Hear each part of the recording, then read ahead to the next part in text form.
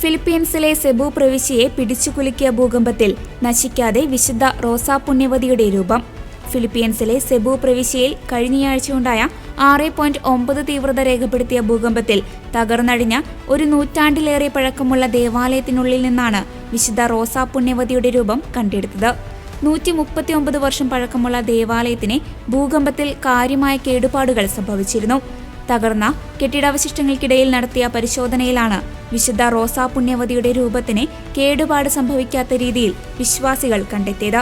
ഭൂകമ്പത്തിൽ ദേവാലയത്തിന് നാശനഷ്ടം സംഭവിച്ചെങ്കിലും കഴിഞ്ഞ ഞായറാഴ്ച പള്ളിക്കു പുറത്ത് വിശുദ്ധ റോസാ പുണ്യവതിയുടെ രൂപം വെച്ച് വിശ്വാസികൾ ദിവ്യബലി അർപ്പിക്കുകയും ചെയ്തിരുന്നു.